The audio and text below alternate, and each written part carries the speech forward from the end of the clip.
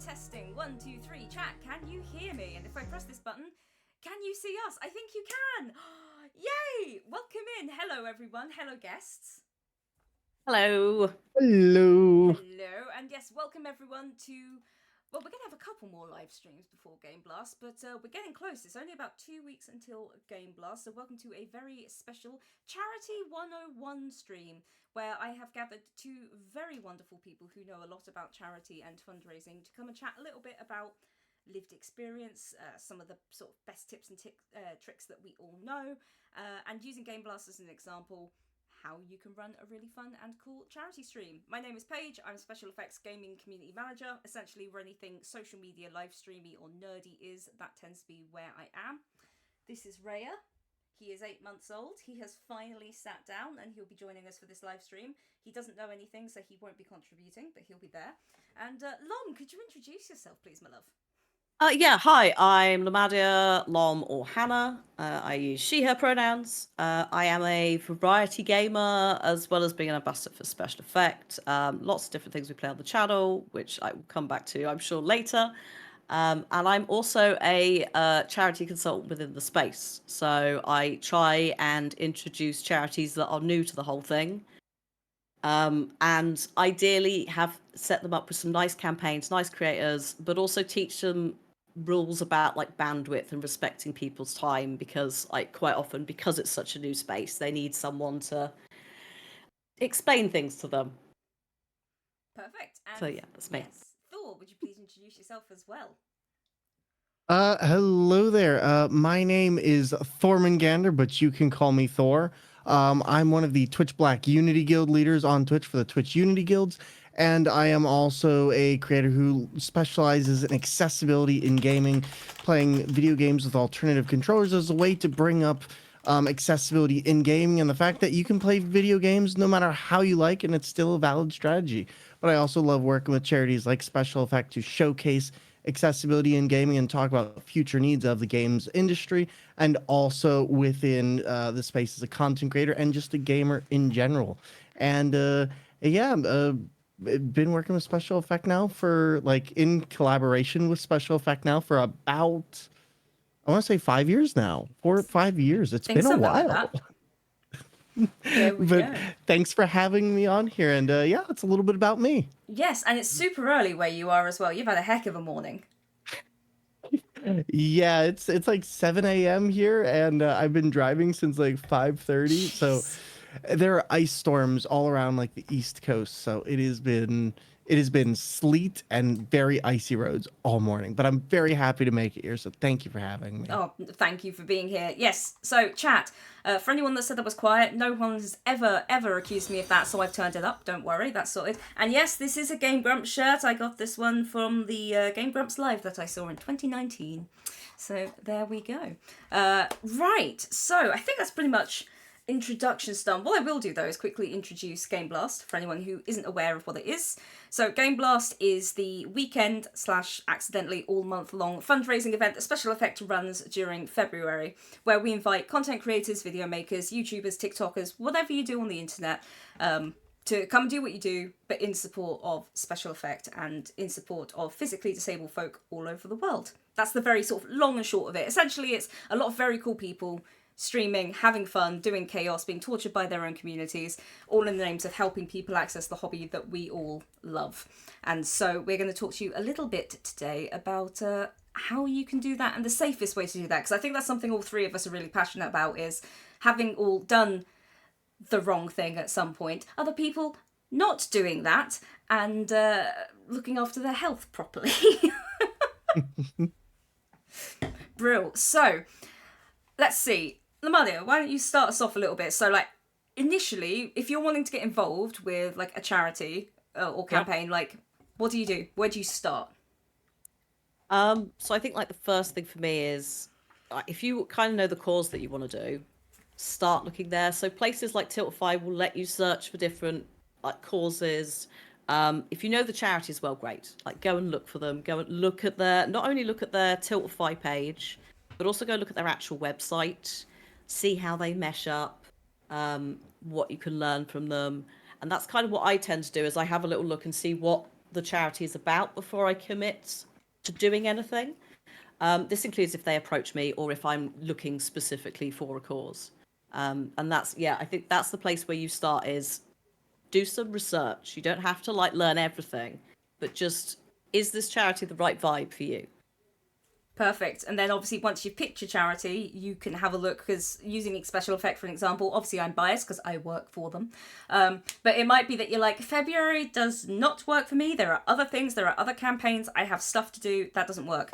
So have a look at their website and see, do they have something for Halloween, or do they have something in the summer, something that fits you better? And I mean, Thor, do you have any other advice for sort of like getting started with wanting to do something for charity?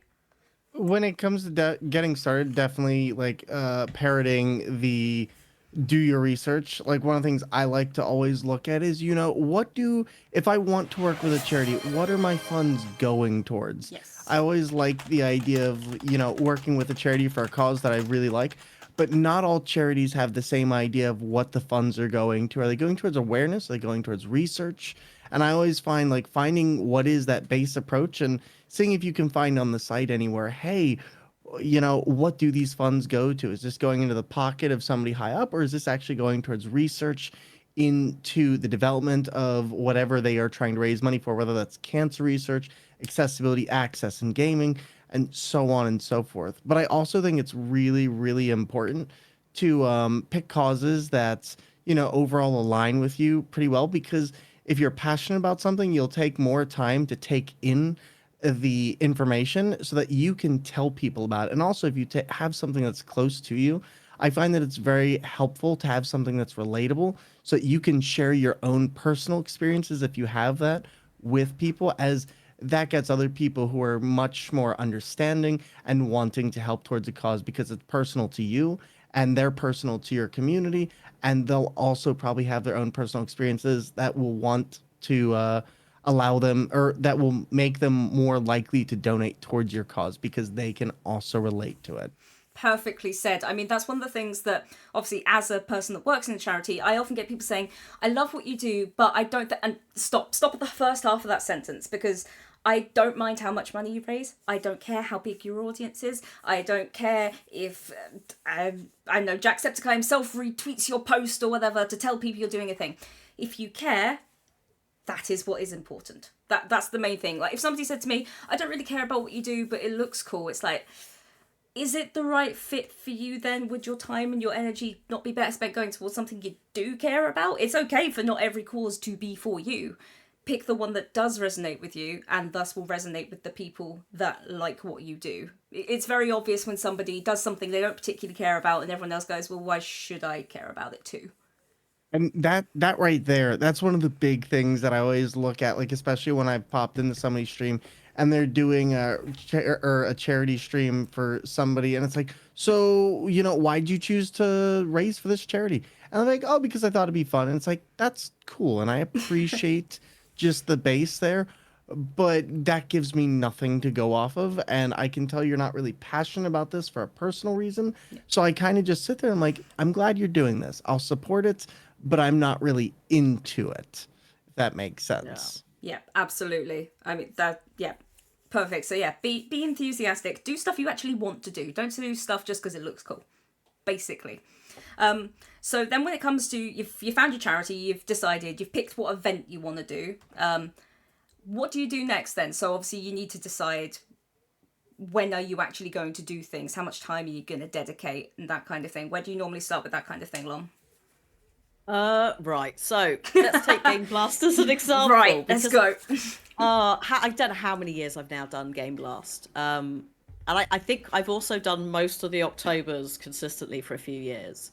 So those tonally potentially are a bit different. So like historically, you and I don't think Thor did the quarry, but I did like an 8-man quarry co-op for charity, which was logistically ridiculous because it was like 4 sessions. The wolf pack was mad. It was ridiculous. It was great, but it was ridiculous. So like sometimes the specific campaign will sort of define what I'm doing, also what the charity potentially has.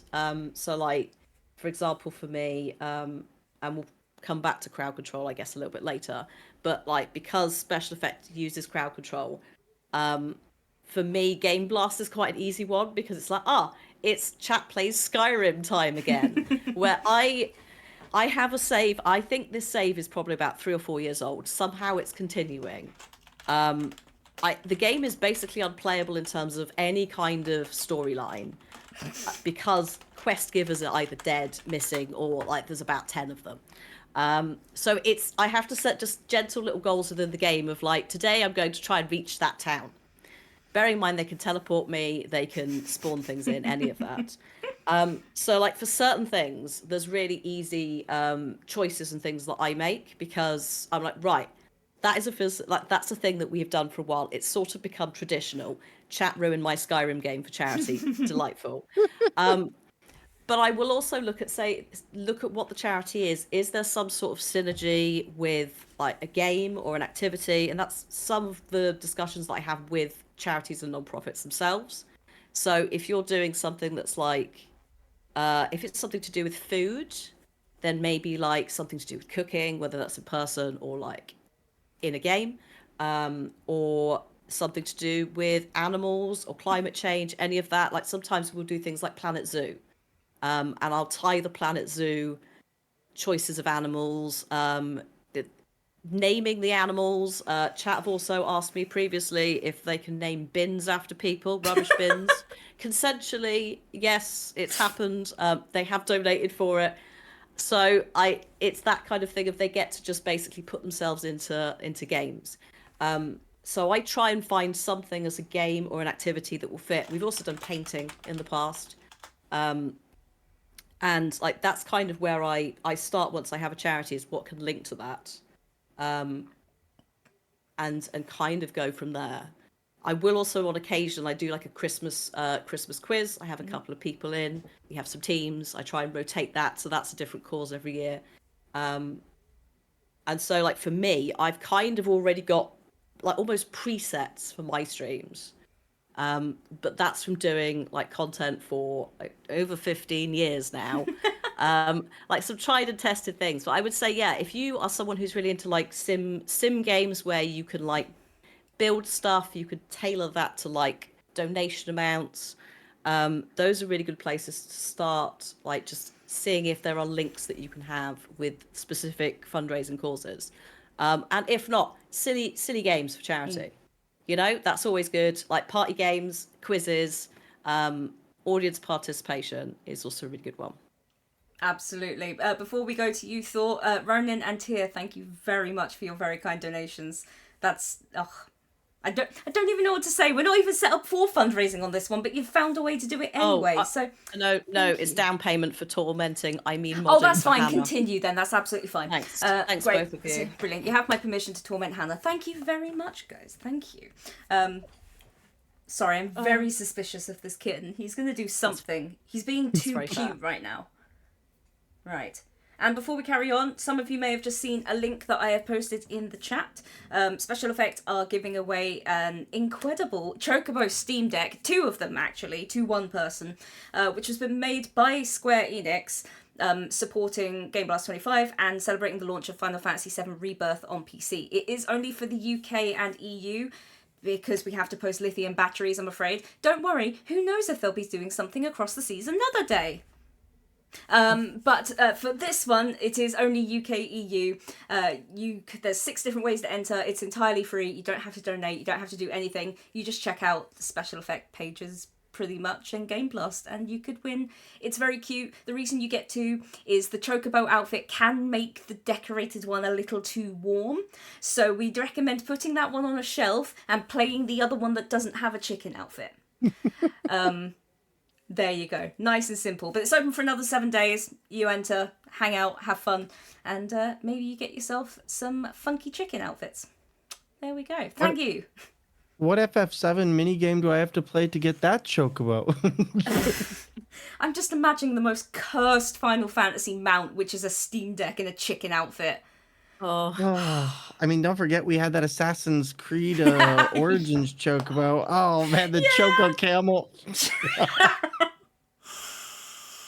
Oh no. Okay, terrible. Oh, he sat down again. Good. Right. Thor. So for So, sort of getting involved, go for it. oh, what was the question? Tell me one more That is a time. good point. ADHD. Yeah, all three of us. So We this is going to be yes. brilliant. This is a very neurospicy discussion. Brilliant. So it was just talking about like when you've decided what charity you want to like fundraise for. How do you pick when you are going to stream and like the basic idea that you might have for said stream? So over the years that I've worked with Game Blast and done stuff, I started out doing multiple days of charity, and I found over time that this very much did not work for me. It exhausted me, and so I decided to start winding it down over the years. And I always now find like one day a month that I can take out of my time to do charity, and I jazz it up. I pitch it to my community. I let them know, hey, we're doing this thing, and we're gonna have a lot of fun things, and I try and get like silly costumes that we can enjoy. On two separate occasions, I've shaved my head for charity, but like I put a list of ideas together. I'm like, what could be fun for my community to enjoy? And sometimes I'll get snacks. I'll get things like hot sauce or Bean Boozled, and I'll tell my community like, hey, we're gonna have donations where you get to see me eat these nasty beans and react to that. Or hey, if you do a big enough dono, we're gonna go ahead and have a swig of hot sauce, which I have stopped doing for anyone concerned in chat. I've stopped doing, so my stomach will thank me. Um, but I also really like to find a game. One, some charities are very specific about the kind of vibe that they want you to give. So I always do some research into that and find out, do they want more family friendly? Do they want something where I can just play whatever I want? Am I going to play Dark Souls versus am I going to play Party Animals? Is it something that I can get the community in on? And even one tool I found more recently that's been great for charity stuff has been crowd control, which is this fantastic, fantastic program that I've been using for several of my charity events that allows the viewers to actually impact your game.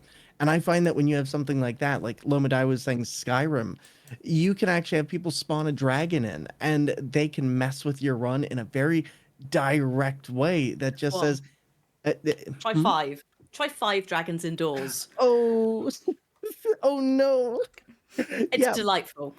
5 dragons indoors. But so I look for the things that are going to be appropriate for the stream, figure out what I can do, and then I like to jazz it up to my community so that they can know, like, oh, in a month we're going to do this. And I just plan the entire day around it. And I find that when I do that, everybody comes in, they're ready to go. I can tell them all about the charity, and I feel a lot more comfortable because I've given myself enough lead time and I'm not exhausting myself over multiple days. I'm setting the precedent, making it a party, and everybody is ready to show up for that party. Perfect. We will absolutely be talking a bit more about self-care later, but I do love to hear that. I'm glad you've stopped drinking hot sauce from the bottle, so that's good. For those of you who can see the stream, we're just having a quick scroll through the Crowd Control website and the different games that are sort of supported. And you have everything there from Super Smash Bros. Melee all the way up through sort of Elden Ring. You've got literally stuff from like 25 years ago to literally released like 6 months ago. Yeah. So Yep. if you play it and it's popular with the community, you will probably find it here. Mm-hmm. Getting over it with Bennett Foddy, that game is already a nightmare. How is that going to work with Cuphead as well. Do No, people thank just you. donate to make you succeed so that you can just sit down for a minute? Like, That would So be nice. literally, there are like I've been playing with crowd control for some of these games, and people just like I remember Nico Hart, actually, fantastic UK streamer, also has worked with yes. Game Blast in the past. They were doing Cuphead with crowd control one time, and I think their community sent them back to the beginning of the tutorial Oh about no. 52 times. It was if you go into Nico's chat and type in tutorial, it's a trigger for him now. That's good to know because I That's rate him a lot. Incredible. I'm just looking at the Baldur's Gate 3 stuff. You can actually add stats to enemies to make it harder for your characters to defeat them.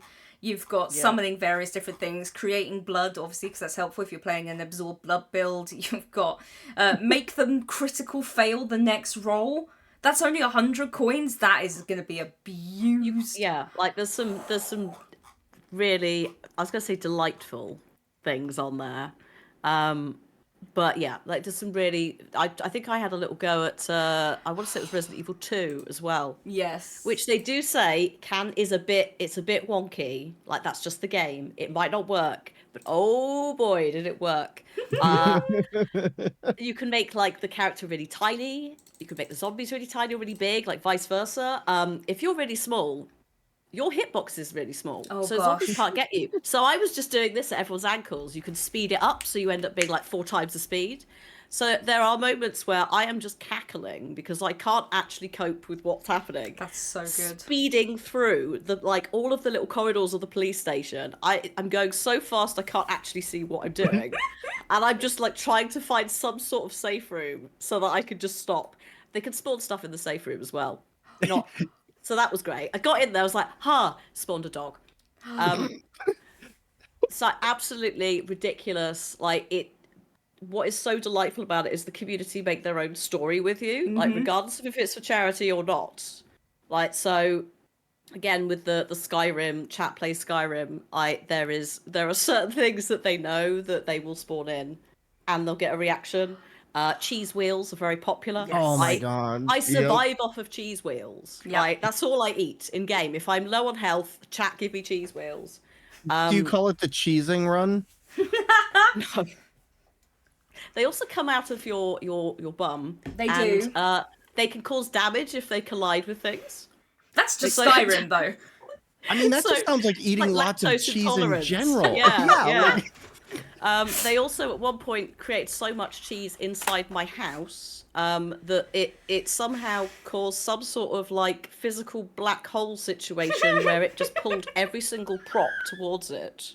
And I had to take the wall off the side of the house to fix it. Is that the time when the mammoth got stuck in the wall? Yes, Oh, no. the mammoth Yes. has also been stuck in the wall. Fantastic. Yeah, Skyrim is a very resilient engine. It will handle so many different things, like 50 mud crabs, all of that. A mammoth in the ceiling in your house, no, it crashes. No, it will crash. It's delightful to see just how the game copes with. Like, it's possibly what I think one of the best examples of just how crowd control works in the game because it's so silly. I'm gonna have to see if Resident Evil 8 is on there because one of the best streams I ever did was a modded run of Resident Evil 8 where we replaced Rose the baby with baby Chris Redfield. So when you remove the blanket, he just is like mother, and it's Oh, God. so funny. I think I will- 2 and 3 and 7 might be on there. I don't know about 8. Okay. I was gonna say that sounds about correct from what I remember, and I'll also say this as well. If you want to do a really fun one, Pokemon is a great game Yes. to do for even without crowd control. Like finding fun things where like, oh, you did a donation, we just caught this Pokemon, let's name this after you. Yes. Because people try and get like their favorite Pokemon, and I swear to God, we have had some crazy names. Or just like if you're doing crowd control, somebody will give you like a Mewtwo at the beginning of the game, or they'll just like kill your entire party. But my favorite crowd control glitch thing that we've had happen is we found out at the Elite Four that if you go to the Elite Four and you beat Blue, if they use the warp function, there is an in-between moment between you beat Blue and you go to the Elite Four save room to end your run. And if they warp you out of that room, it will warp you out in between you winning. So you have to go through the Elite Four again to actually beat the game. My chat did this to me 8 times in like 2 hours. Oh my god. I've got another story about Pokemon. So I think it was Fire Red. At the start of the game, they teleported me to the post-end game part, which if you manifest there in any way, shape, or form, the game thinks you've won the first time round. So you get soft locked in one bit where you have to backtrack to find a specific NPC that has moved because they think you've won. So then you could go and actually do the fight. It's ridiculous. And then I got given. It was a Rayquaza at level 3. It wouldn't obey me, unsurprisingly. Yeah, so surprising. Chat bought me the 8th gym badge, which I had for the whole run. And then we were like, what happens when we get to the 8th gym? I've got the badge. Like, is this gonna break it? No, it just gave me another one. Oh my goodness. I was just saying, I want Thor and Lom to do a Nuzlocke now, a charity Nuzlocke, God. but with crowd control. So can they actually make it, or will their community see them get to the end of the Elite Four and then just kill everything? we'd have to like there's certain chat thing, like certain donation, because you can just like knock out the entire party. So Yeah. you probably have to turn that off. Yeah. I don't think I've actually properly ever done a Nuzlocke, but I'd have a go. You know what? You know what we could talk about maybe. Maybe we could one day do a Pokemon race, not even a Oh my Nuzlocke, just a gosh. pure Yeah. race, except our Yeah. chats control our fate. Oh god. Yeah. Why not? Chat, It'd be chat like 10 please, seconds. charity Pokemon. Oh Oh man. my goodness. Well, there you go. That's how you plan out the content for your stream. Perfect. Right. So we probably will come back to this chat in a little bit because we do have a section on making your stream more fun. So don't worry, we'll come back to crowd control. For the second, let's rewind a little bit. So we've researched a charity, we've picked a charity, we're using Game Blast for example, we know the things in February. We've decided roughly what we want to do. So now we actually need to set up this stream. We're going to assume that anyone who's come to this point knows how to stream and has at least run their very first stream. We're not going to go through OBS setup. That makes me cry. We're not doing that right now. Maybe another day. But for now, where would you start next, Lon, with the actual setting up of your stream, like getting resources and stuff like that? In an ideal world, the charity has a very nicely fleshed out Tiltify page, which has things like toolkits or links to toolkits, because there's certain tiered systems like payment wise to be on Tiltify, right? Charities do have to pay to use platforms. The more you pay, the more flashier things you get, right? So some charities won't always go for certain things as a result. And I think possibly hosting toolkits embedded into the page is one of those things. Oh, lovely. There we go. So if they're not there, they might be on their website. They may have a dedicated place for you. If they don't, then it's possible that they're just not that familiar with this space. So at that point, it might be a case of emailing them. If they have a contact email, and just going, hi, do you have any specific assets and that I could use? But you don't necessarily need to do all of that. You can always just look at the website, take a couple of things. I tend to look at the charity's like YouTube channel, and like sometimes if I can find some good stuff, I will basically rip the trailers if they've not got them somewhere that I can download them. So any of those like really good ones that are like, hey, this is the story of someone, this is how we've helped them. And I will use those in like breaks to sort of help show what the charity does, because I could say it and I could be really passionate about it, but some people it's almost like visual learning, if that makes sense. And it's really good to give context and show people in whatever capacity doing things, working at the charity or receiving support. So like that kind of stuff I will all go looking for if I can at the start. And yeah, I like how you're just scrolling through all of the videos. I'm just like just for the record, like if you are a charity watching, SpecialEffect are doing it right. Like, good lord, it's always delightful to see how much stuff you have, how many resources, and it's like if that stuff isn't there, you might have to fill in the gaps. But yeah, start at Tiltify, have a little look there, look at their website, see what they've got. And if they aren't there, you can always you don't necessarily need to build a lot of stuff, because if you're using something like Tiltify, there is an overlay. So you can just use that overlay as part of your existing layout if you want. Exactly, yes. So as I've just been scrolling through, as you said, this is just the self-serve section we have on the Discord. So videos, pictures, overlays, various bits like that, including the very lovely overlays that were made by Jan Swidden, which I absolutely love, and we use them on this channel as well.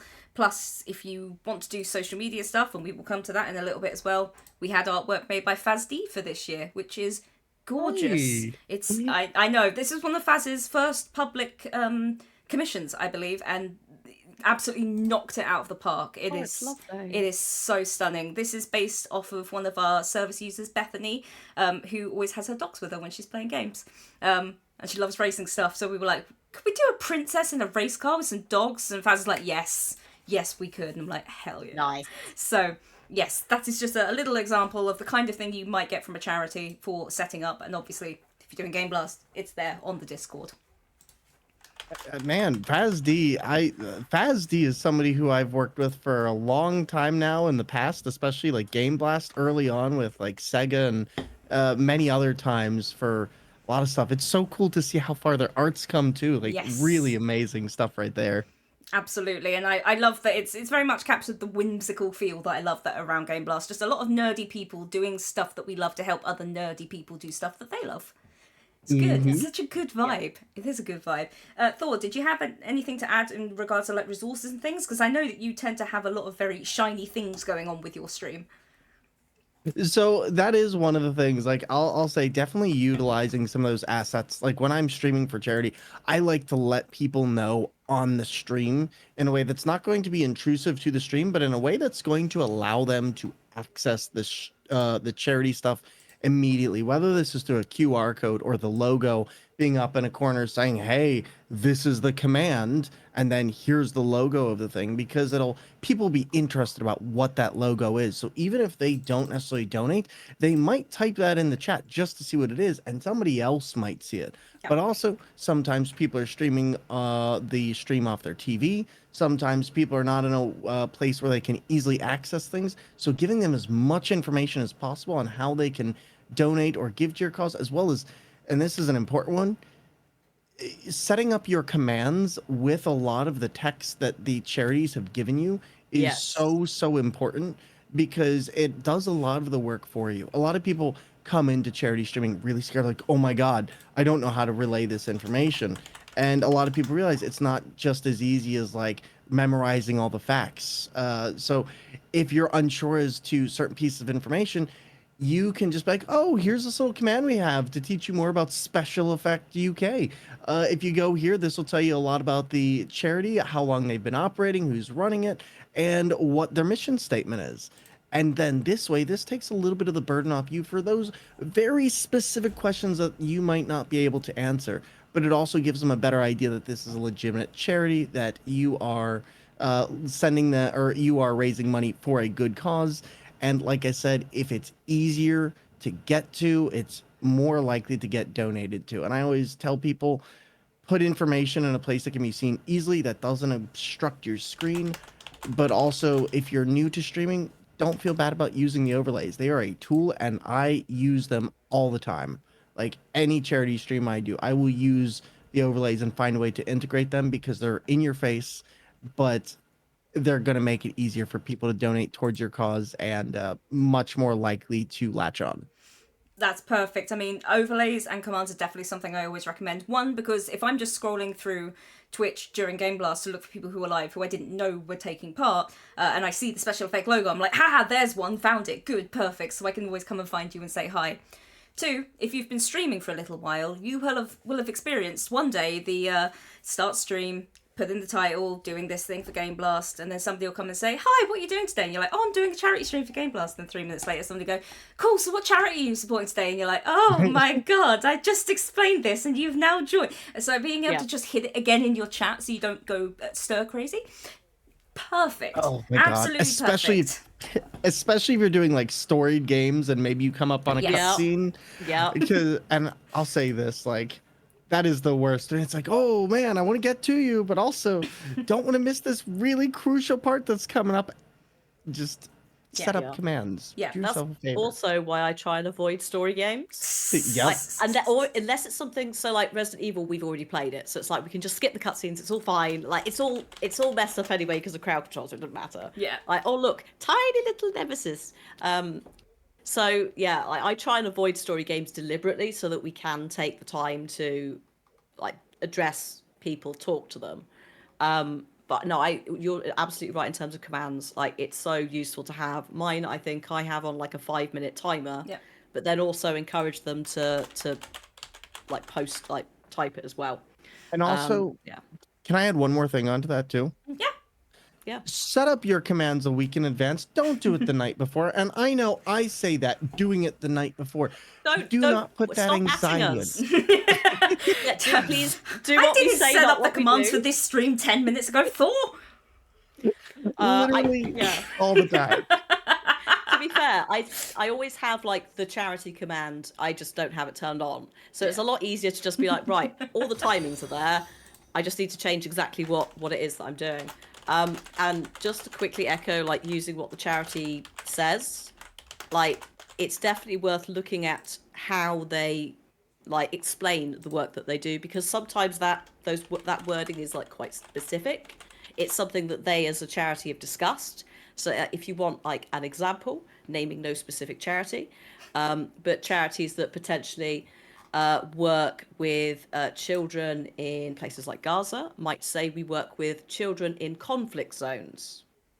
And that is specifically coded because that's the way that they have chosen to say it. Partially that is because, unfortunately, despite the world being a hot mess, a lot of charities have to stay, let's say, politically neutral, because obviously they have to keep themselves open to, like, changing governmental powers, which is a horrible and dark thing to have to do when potentially you don't align with that. But as a result, if you see any messaging that's like, we do this, don't be scared to just copy paste that. Yep. Like, there's other ones where, for example, like women's shelters might deliberately not use words like victims. They might choose survivors or those who've experienced abuse. And that is a deliberate choice of messaging that they have because they want it to be positive. So, like, definitely make use of those when you're using commands. If there's stuff there that they have for you that explains what they do, you don't necessarily always need to paraphrase it.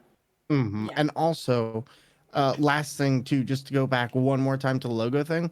If you ever don't have the assets for something, like I highly parrot off of Lomadiah here saying reach out to the charity, because you really can't edit these logos and you really shouldn't pull the first logo you find on Google, because they might be low quality and they might it might not be the way the company or charity wants you to represent them. They want you to use the assets that they give you, and that is very legally important too. So, but also do not edit those logos. Like, you can have stuff around them, but generally, if you can, put it in an area that's easy to see, and do not warp, scale, transform them, put anything on them. Just keep the logo as it is. I know we want to make things cute and do things, but charities, businesses, they want things displayed a very specific way for very specific reasons. And that's something I see a lot of people make mistakes on. So I'm just mentioning it now, especially That's a with good the call. bit about Yeah. text, because that text is there for a very specific reason to denote this is what we do, this is our mission statement, and here we go.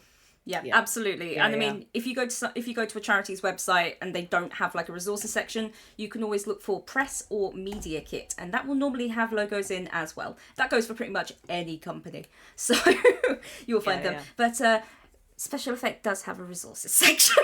Yeah, it's also Just gonna worth humble adding, brag.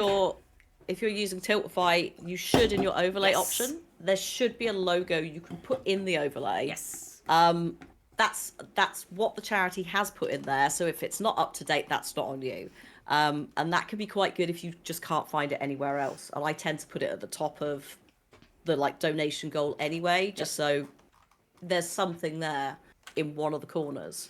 Like, as you said, Pan, to, like, you know, visibly at a glance when scrolling spot it. Yeah, it does super help me, because with Game Blast, like, currently there are 160 people signed up and there's still 2 weeks to go. I kind of expect that to double, just because if I prepare myself for chaos, it will be okay. But it does mean that there could be, during that time, 30 odd people I didn't know signed up because they didn't join the Discord, or they didn't tell me, or there's somebody like Lomadiah who just knows what they're doing and was like, I don't need any help, so right now I'm not going to drop you a line. Lom doesn't do that, but somebody with her experience might, if they were just like, just leave me alone and know what I'm doing. But it does mean that I don't know they're doing it. I can't go and say thank you so much for supporting us. So if I see a logo, it's so helpful for me to just go, oh, I didn't know that Thor was doing this today, but they've got the logo, so I know that, oh, that's so good.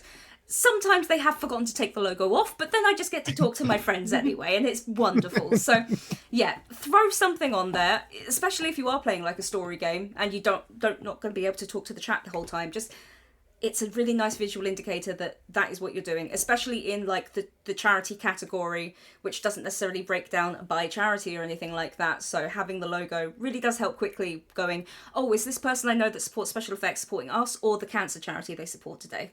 So I don't go in and go, hi, that, oh, good luck. just makes it Yeah. awkward for everyone. So Yep.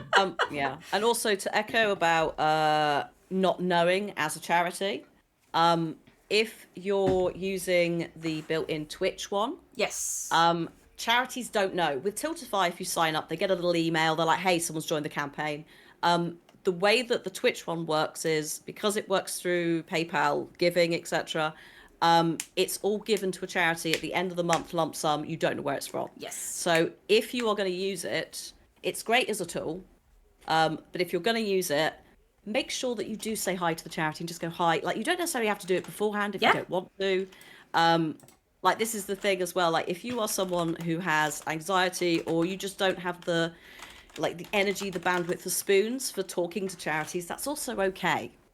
You know, like that, you don't have to. If you need to fundraise and you have to do it in a corner and that's absolutely fair. Thank you for fundraising. yes, But if you are someone who wants to make contact with a charity, then yeah, make sure that you do reach out, because also if you're someone who has a really nice time fundraising for that charity, you like supporting them, they might want to do more work with you. And if they don't know you've done it because they haven't found out, then they can't find you anymore. Whereas with Tiltify, they can sort of take, yeah, you can go back afterwards, you can look at everyone, and you can just sort of take a bit more time to go through and see who's done what. So just, if you're going to do it, let them know. yeah. If you can. Now, some of you in the chat will have just seen the shout out I've done for a lovely gentleman called Adam, part Welsh. The reason I've shouted him out is part Welsh has been Ali, I'm going to try and get the details right. Since the first lockdown started, Adam has been streaming pretty much every single day on his lunch break alongside his cat. And all of the money made from those streams comes to SpecialEffect, and he has raised 6 figures, I think, minimum, Wow. which is mad, over various like sort of fundraising things, OSD, Game Blast, but he has the Tiltify tools, the Twitch tool set up, so when you sub, you get emotes and things, but the money goes towards SpecialEffect, which is absolutely incredible and incredibly kind of him to do. And I know Ali adores hanging out on the stream, and I recognise some of the names in chat today. So that's just, if you want an example of using that tool and then doing it really well, go check out Adam's stream and say hello. I'm certain he would be happy to talk about it. There you go. He's raised over 150 grand in the last 5 years. Oh my God. I can't even quantify what that does for the charity, but as SpecialEffect, we are a charity that doesn't receive governmental grants or anything, so all the money that we get is from fundraisers, creators, streamers, people like these lovely folks, you lot in the chat, the people donating today. That's where the money comes from to go out and help other folk. I think we do a pretty damn good job of trying to show you exactly where that money does go. And, even so far as saying what an individual fiver could pay for. So while I can't quantify exactly what that pays for, it's a lot. It's Amazing. just a lot.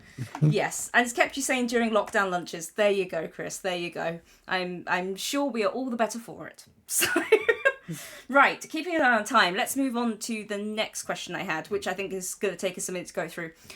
How would you encourage donations? As in, you've picked your cause, you personally care about it.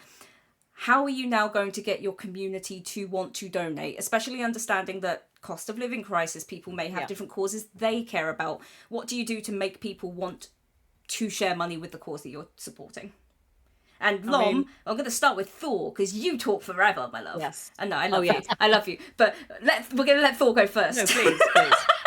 So honestly, when it comes especially in a cost of living crisis like we're in now, one of the things I tell people is when it comes to just setting up your charity and you know what charity you're going to do, you know what game you're going to play. I always tell people, one, you don't only have to do gaming. Two, get creative with it. Look for things around your house. What are you good at? Like, one of the things I've done in the past, I'm like, hey, you know what? I'm good at drawing. I have a couple random costumes laying about. I have a Lady Demetress costume. I have a Velma costume. I've got all types of stuff that I don't have to go anywhere, that I can make as an incentive, that I can do fun little things with. And one of the things that I'll do to kind of encourage and incentivize people is I'll just be like, yo, I'll talk to them about it throughout the month. I'll tell them, hey, we're doing this. It's going to be a big one-day event. love the support if you stop by, even if you only lurk. And I let people know, you stopping on by is going to make all the difference. And if you want to contribute, go for it. But I also do this thing where I set my goals very low. And I think this is one of the big things that a lot of people get very stressed out about when they do charity streaming. That I always tell people, do not set a really lofty goal. Yeah. Don't go into your first charity stream and hit 1,000. And it's not because you won't reach it. It's great if you do, but you're going to find yourself very quickly disappointed when things don't automatically rocket off. So what I like to do is I like to set a low goal. I like to set my goals at $100. Even now, 5 years later, I still go in and say, we're going to set this at $100. And if we get that, great.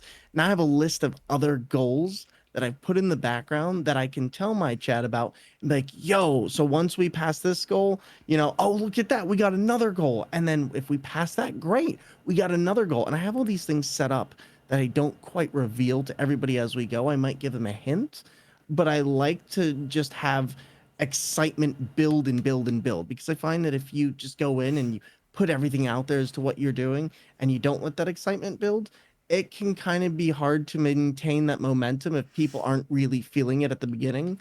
But by, unveiling things, it can help build and say, oh man, that's really cool. I want to donate towards that. I want to continue this.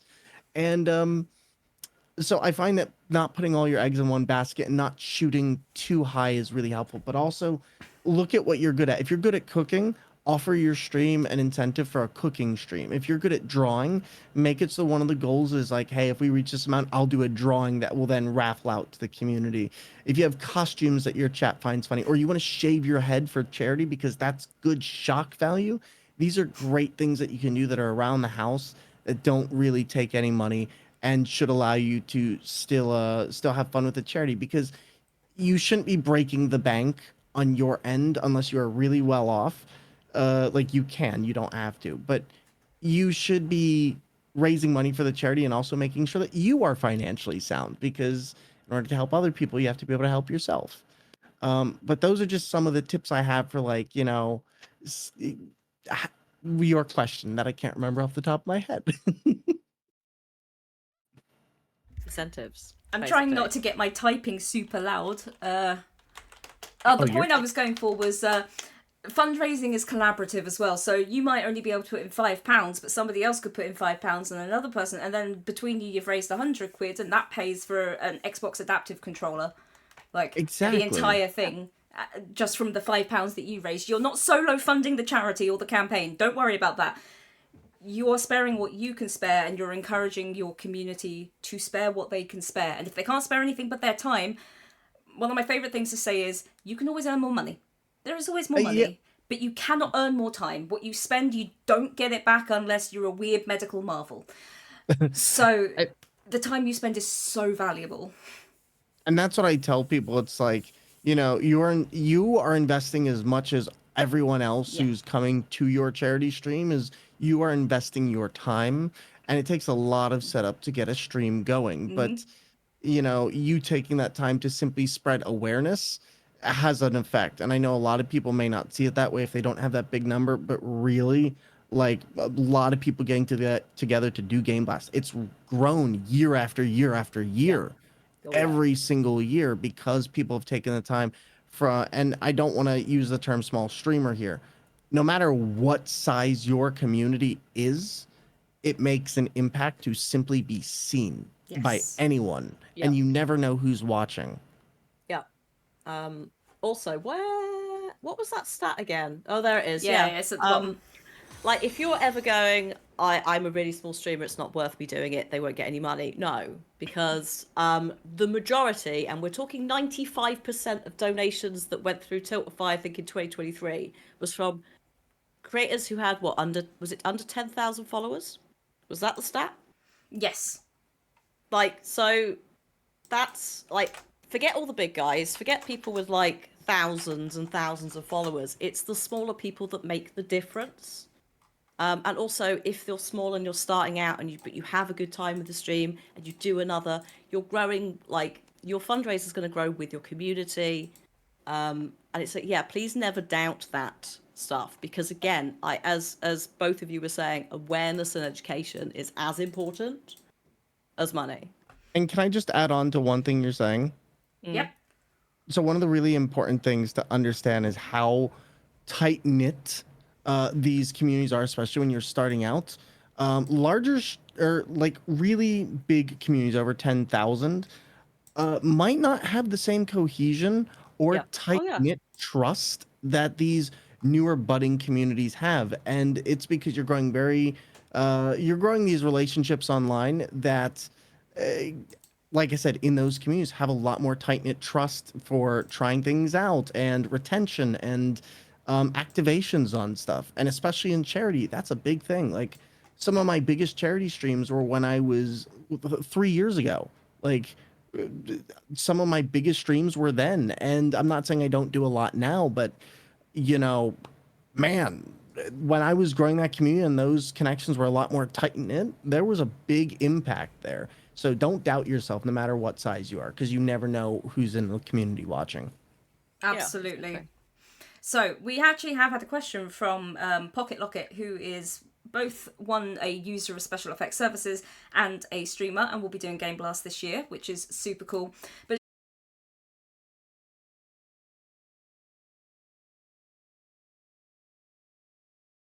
apparently the stream crashed. Oh no. Uh-oh. Oh Uh-oh. no. Are we back? Oh I think no. we're back. Are we I back? think we're back. I think we're back. It looks like we're back. Lucy, you need to stop crashing my stream, love. Cat's nibbling on the wires. I bet it's that one. He's Somehow. yeah. There we go. Okay, that's it. Game Blast is cancelled because it's right. No, it's fine. Don't worry. We can recover from this. We can recover. Yes, we'll all blame Rhea. Rhea, how dare you?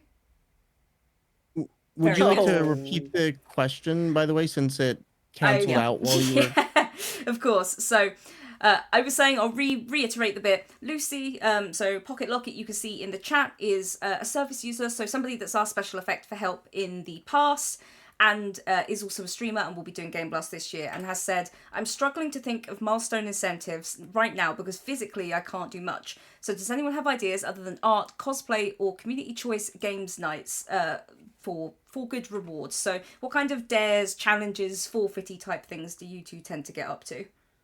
Well, do you want to go first?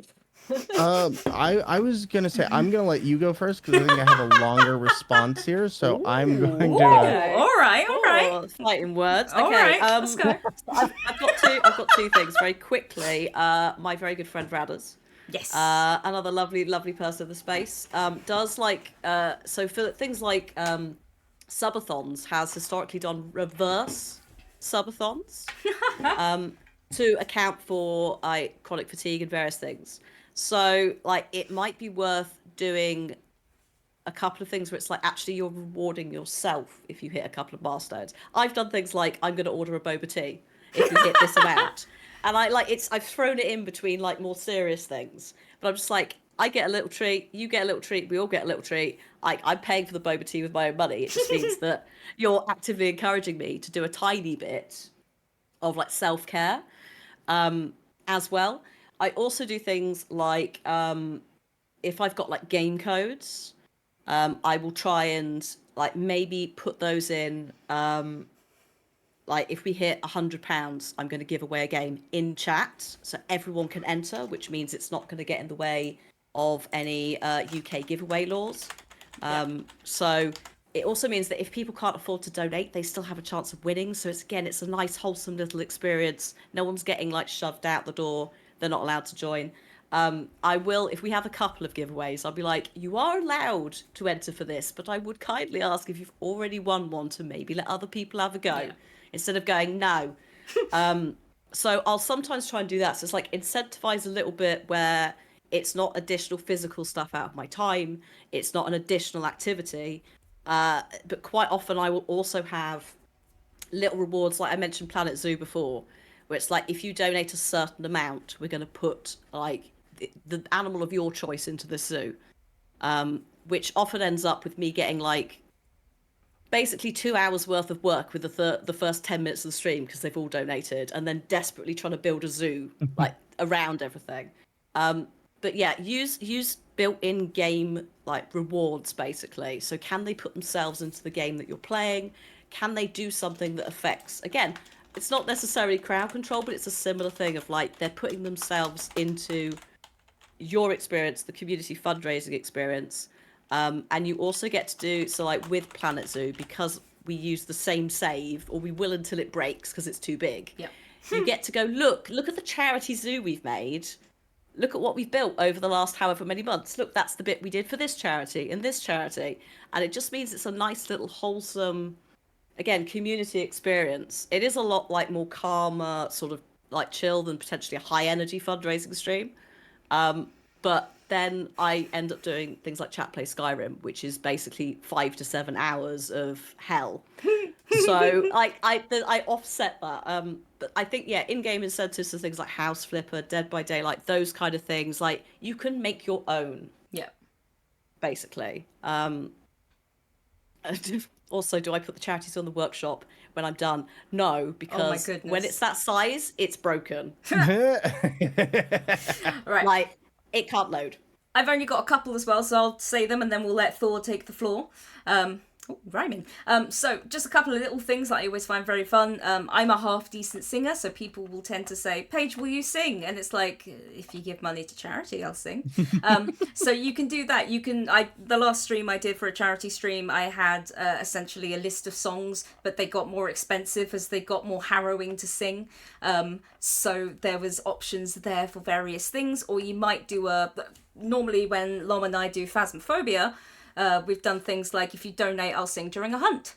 And I will likely be eaten, but if I don't, it'll be a celebration for all. So you can do things like that. It's also hilarious if you can't sing, but you're still confident and are happy to do it. So the more wailing you can do with confidence, the funnier it is. So it's all about finding ways with things that you enjoy that you can have fun with. One of my favourites as well is there is a creator called Ashteric. She's been doing Game Blast for years. She has the most infectious laugh, but she will have donations linked to sound effects. So while playing Rhythm Heaven Fever, she will have a donation linked to playing music by Strauss, so she can't hear the rhythm game and has to try and do it based off of sight alone while blaring Strauss in her ears. It was it won one of our clip competitions once because it was one of the most hilarious things I'd ever seen. And yes, you can do things like that. You can self-sabotage in a way you find is funny. We will talk about self-care and choosing the correct sort of sabotage. Don't go like, I won't eat for 2 days. That's stupid. I will get your stream banned. Don't do that. So find things that you find funny and go from there. Now, Thor, the floor is yours. Okay. So the first thing is Lomadiah hit on a very good point. Games that you can give out, and I wanted to add on to that. A lot of time, if you are playing a very specific game, or maybe you are, you're going to be doing a charity stream. What I like to do is I like to reach out to companies if I'm playing their games. Like, hey, I'm playing Sonic Adventure 2, like I've done in the past. I'm like, is there any way that I could get some keys from Sega to give out to my community? And usually a lot of these companies will have an excess amount of keys that they'll say, yeah, here, here's some stuff from our backlog and you can give these out to your community. And then you can just set up incentives like, hey, every $50, we're going to do a game giveaway, or we're going to do 2 game giveaways. And then you have something where people are excited because like Lomo said, that is going to be something that everyone can participate in. Very easy, very nice, and doesn't have to cost you anything. But what I also like to do is I like to use Humble Bundle, because every month I get games that I put into a list, and then when I do charities, I can just go back to that and be like, okay, I have a list of 100 games. Let's give these out to the community, and it literally costs me like $12 a month. So I'm getting stuff for my community, giving back to them, and now I have an easy way of hitting these mid incentives, because not all your incentives can be big. Like doing small stuff like self-care is great, but also the other thing I highly recommend is like, one of the easy ones that you can do is if you have a food that your community knows you haven't tried, and maybe it's just something where it's like, I've never tried this, and at this point we're going to eat this thing. It doesn't have to be anything disgusting like pineapple pizza, but that's what my community does, is like, they're like, we want you to eat a pineapple pizza because they know I hate them.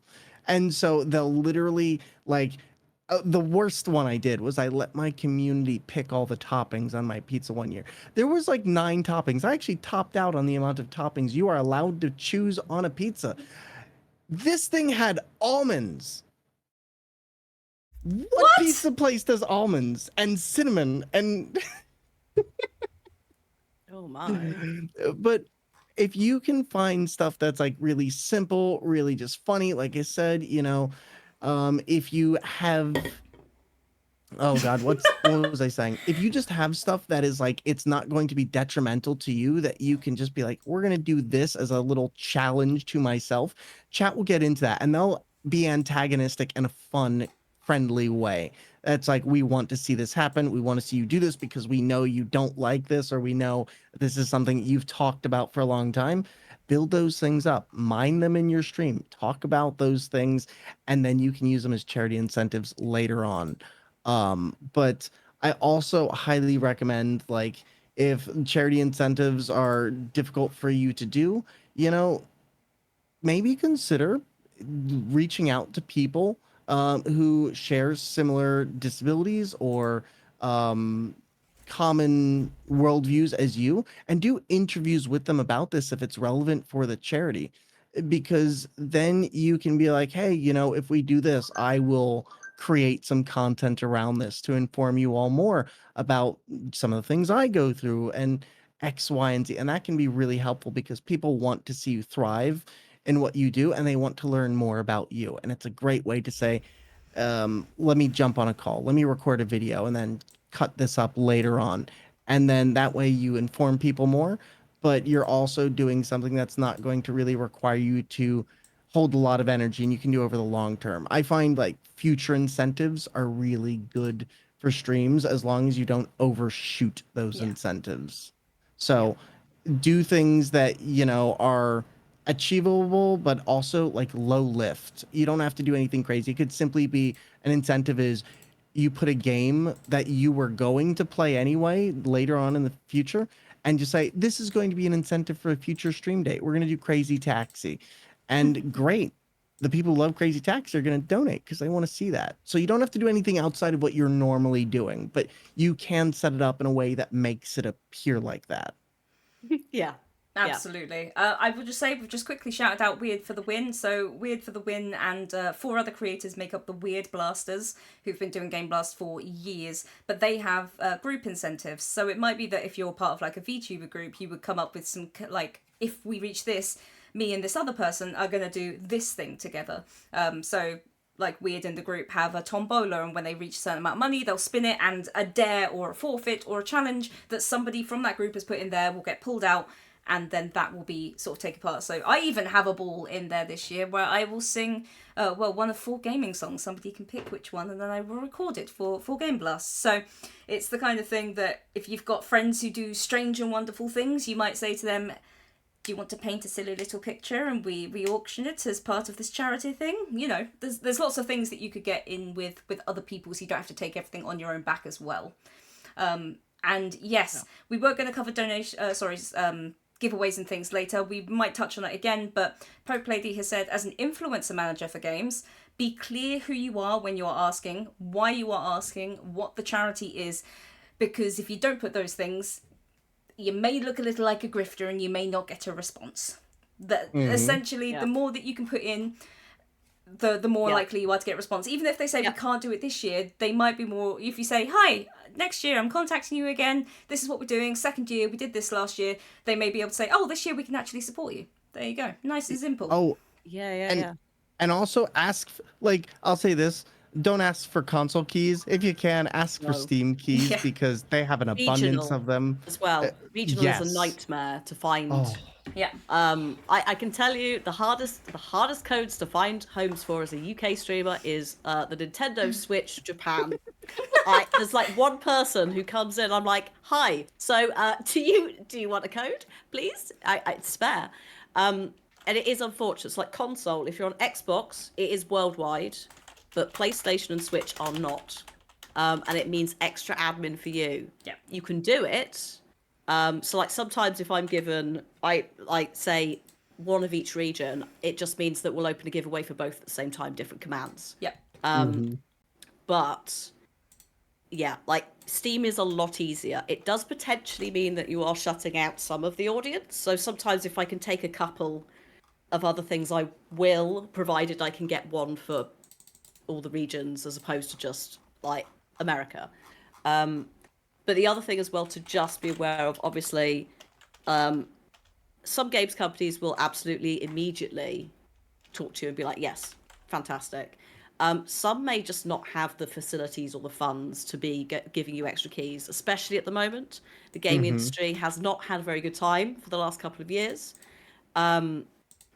So that's something where it's like, you may get answers of a no, it's not necessarily you, it's just the state of things. But as a result, it's also maybe be mindful of when you ask, like, how much you're asking for, like, phrase it more as a if you could help than a I want. And also, yeah, they do expire, as Pope Lady said. So like, don't hang on to them forever. Try and use them for that thing. Also, if you do not give them away for that specific fundraiser, I would suggest contact them again, just going, hi, we didn't get to giving these away. Is it all right if I roll them over to another fundraiser? Because then you cleared it. Like, most people will not care because they're like, it's for charity, whatever, you made a good point, fine. But it's worth just doing it because then you have that communication. It also might mean that they go, oh, you're doing another stream, here's some more keys. Yep. Not And always, but if they can help, I've had a fantastic experience across the board with and also PR agents as much as studios, because you might find that quite a lot of some PR agencies will not help you because that's not their vibe, but some of them may go, we're going to have a look at all our clientele, we'll put the word out, we'll come back to you. And that's really helpful because it means that potentially they're overseeing, say, 20 different games. It means you get a nice range of things, like, ideally, but also you're kind of saving yourself additional emailing. And also, the other thing I always like to say is contacts. If you make a connection, you never know where that connection will lead. And even if you're just talking with somebody who is in the community management or PR, those contacts travel around. The video games industry is very, very small. And I've talked with people years ago who were in one section of the game industry who are now in a completely different spot, and they're in a much better position to help me now from other game development sectors that they're in. So, build those contacts, stay in touch. I'm not saying like become buddy buddy. Hey, what'd you do this last weekend? But like, if you're doing charities and be like, hey, I really loved working with you last year. I'd really love to tell you about this project that we have. And also, when you do these charities, make a little reel of the stuff you do. Like, show a proof of concept, because there's nothing easier than going to a place and showing them a proof of concept that you did for a charity stream. Like, we'd like to do something similar, and this is how much it raised. Get a little Excel sheet together, put those stats in, make a little video reel, and then send that off. And that doesn't just go for charities, that goes for anything you do. But genuinely, it helps a lot with pitching ideas off the ground, especially as you grow your charity ideas and you want to do more. If you come to a place with a plan and you're trying to get something to give away, whether that's a game, piece of hardware, anything like that, if you have a proof of concept and you've planned everything out, a lot of times they'll just give you what you want. Not all the time, but a lot of the time. And lastly, don't ask video game industry, or don't ask people for like the newest of the new big AAA games, because a lot of times they're just gonna shut you down. Ask for stuff that's a little bit older, because you're more likely to get that. Yeah, because the logic is to just explain to people who don't understand how it works. It's not free for them to make keys, codes. It costs them money. Depending on which platform, it might cost them more. Pope Lady's got an absurd, there you go. See, an absurd amount of Wolf Among Us codes. So what they have to do is they have to sort of guesstimate how many codes they're going to want for press, creators, whoever it is, and put a request into the platform to make them. So yeah, early on, you aren't going to get those codes because those codes are going to be reserved or they're going to all be gone. And that's why it's like the older stuff is going to be around because they've just got them, they're hanging around. They'll be in a spreadsheet somewhere. And it doesn't mean like maybe taking every single thing. Like obviously, like they may also sometimes use it as a tiny excuse to offload some stuff. But that also means you can pick and choose when you're doing the game codes as well. So yeah, there's the various bits and bobs there in terms of being mindful, as Thor said, of what to ask for. Perfect. Yes, perfect. Spiky Chris, we're not going to go into the back end of Steam. It is the bane of my existence. I don't want to look at it again, but I probably will have to. So let's. The answer is yes, but also no. That's as far as we're going. It's terrible. Everyone there. hates Steam. Yeah. We need love it, but... Steam front end. We hate Steam back. No, it's Steam back end actually is fairly easily readable. It's just a little inscrutable sometimes. It's a good time. So, right, moving on. So we've got 3 more sections. We're making good time, actually, for 3 people with ADHD, so that's pretty good. I might have to tell my chat I'm going to be late. Oh, nuts. But the cat is still passed out. That's all good. Right, where are we next? Yes, right, so communicating about your streams. So, we've found out the charity, we've researched them, we know what we're doing with them, we know what we actually want to talk about, we've planned out some rough content, we have set up the actual stream and not done it the night before, like silly people. And we've decided on some ways that we can ask the community to be a bit more involved. How are you now going to tell them that? Well, I like to sort of gently just mention it for a couple of weeks beforehand. Again, do what we say, not what we do. In an ideal world, I would be telling them about every single fundraiser at least 2 weeks in advance. I would also be posting about it on socials. I might also make a post in my Discord, possibly having the Tiltify or whatever fundraising page set up and included, and maybe a little bit of blurb about the charity. Sometimes as well, if I, again, going back to the videos, if I've got things like videos, doing a couple of posts that just sort of don't necessarily say, hey, we're fundraising, blah, blah, blah, but just, we're going to be doing this in a bit. This is what it is. Keep an eye out for it. So yeah, ideally you would communicate on all levels with your community and in good time, as opposed to, it's next week. Yeah. And was that all?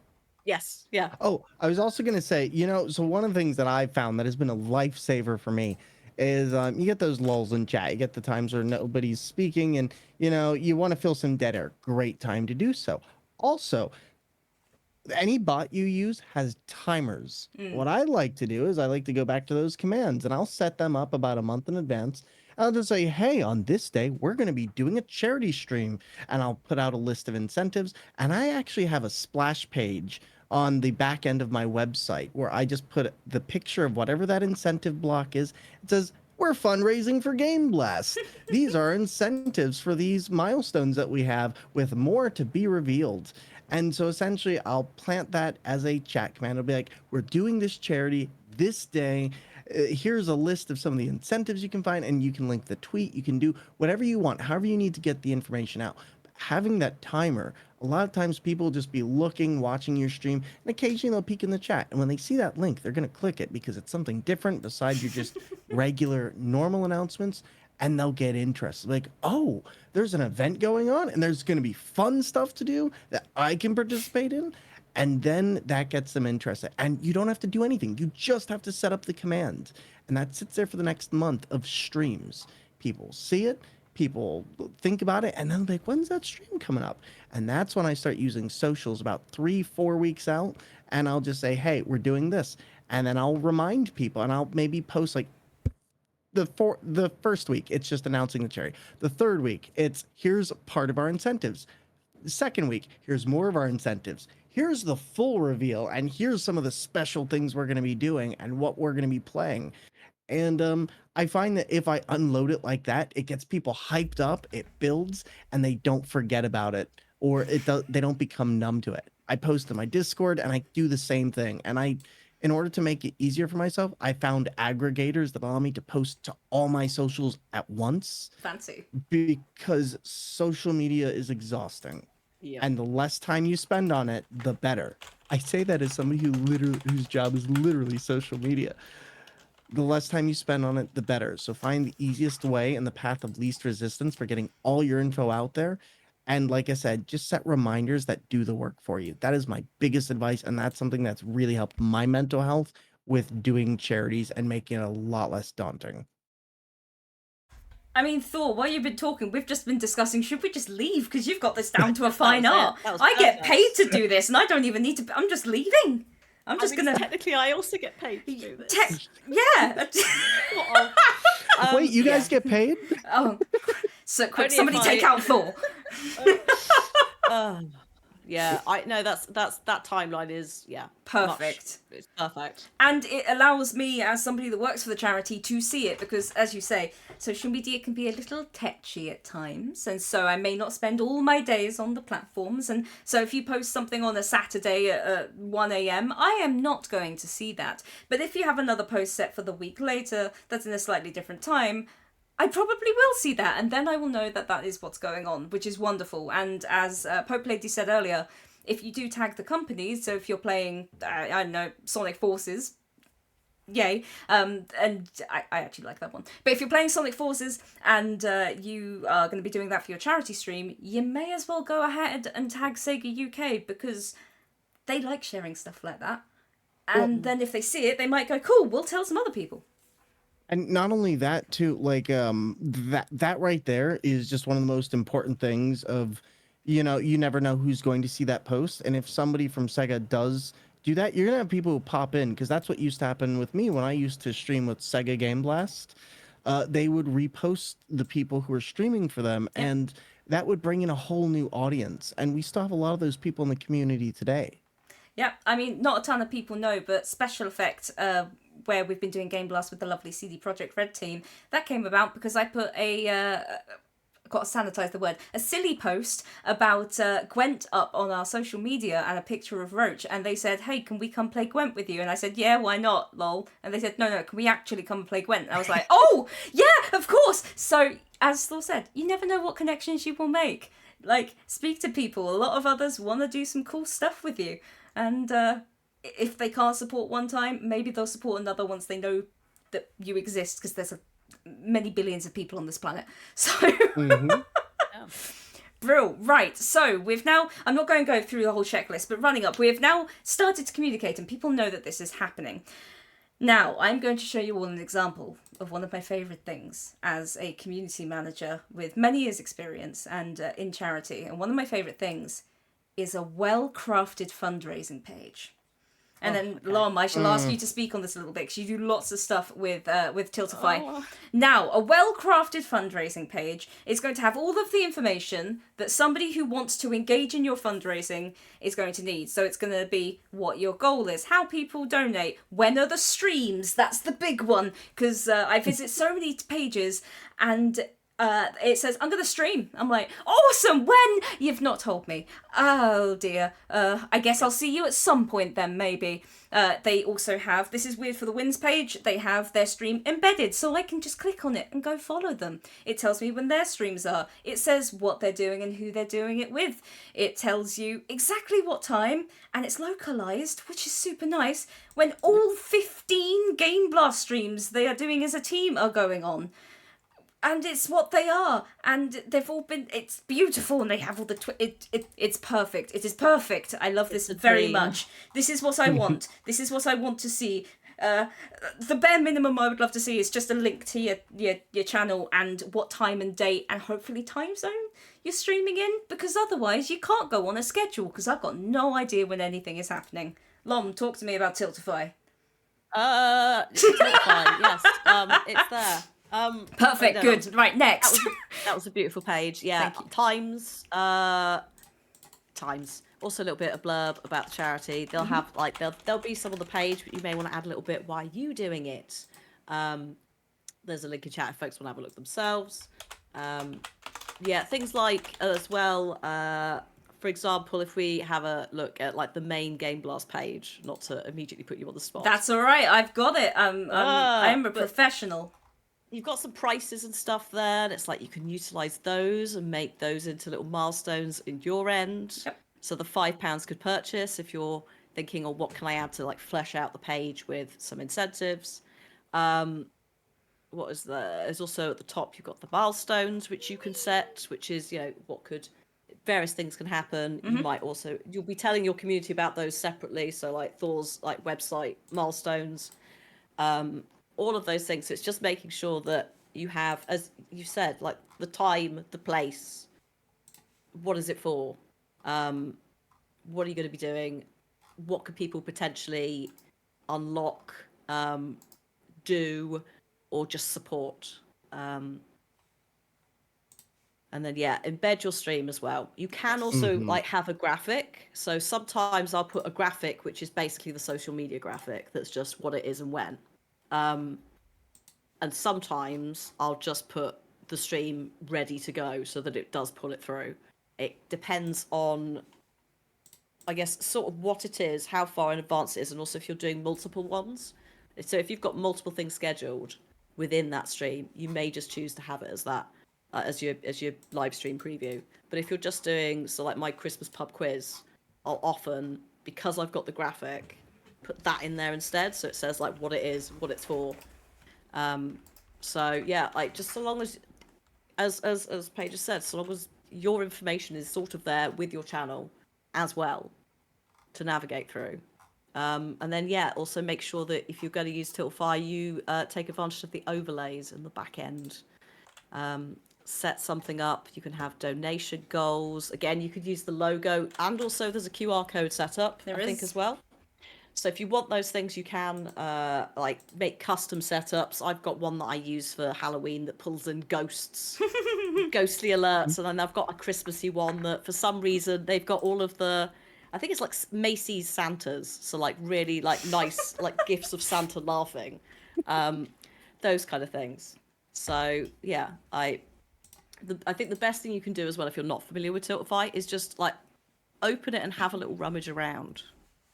And also YouTube. Oh my God, Yes. YouTube. Sorry, just Go for it. YouTube exists, and there are hundreds of videos on Tiltify, and I use it every single year. Plus, I believe the Special Effect has some YouTube videos on there for some stuff. I can't remember, but yes, I I've made a believe couple. there are. Sorry to interrupt you, Lobo. I just no, it's a good YouTube. call. No, it's a good call. As I said earlier, with like ripping videos if you need to, if they're not already like uploaded by the charity for you to take. Super like handy. And you can also embed a YouTube video if you've got a channel. So you could put something there that's like, hi, we're fundraising, to sort of use that as a placeholder. But absolutely use YouTube. There is also, like, in terms of how to use Tiltify, there is an FAQ. But if you're someone who's a bit more of a visual learner, then video might be more your thing. Yes, absolutely. And with all the things we've been saying, if there's something you still need help with, Discord's probably the best place. Like the Special Effect Discord, there's over 1,000 of us in there now. I'm very excited. We've been trying to get there for a while, but there's a lot of people. Lom gets tagged by me every couple of weeks for something, because she's very knowledgeable. But there's a lot of people in there that will help. There's also the Tiltify Discord. You could just go in there and ask for some help as well. So don't feel that you need to suffer in silence or that you shouldn't do something because you don't know how. There's people that do, and they are happy to tell you. Yeah, and if it's broken as well, there's a dedicated support area in the Tiltify Discord. I have broken things previously. Like sometimes like payment systems go down globally, which is a bit unfortunate. And you're like, oh no, what's happened? And then you go in there and it's like, no, don't panic, everyone. It's under control. We're looking into it. So definitely have that. If you're going to do regular fundraising, you're going to use Tiltify, it's probably worth being on that Discord. And if any other charities have Discords and you're fundraising with them, get on them because it's really helpful.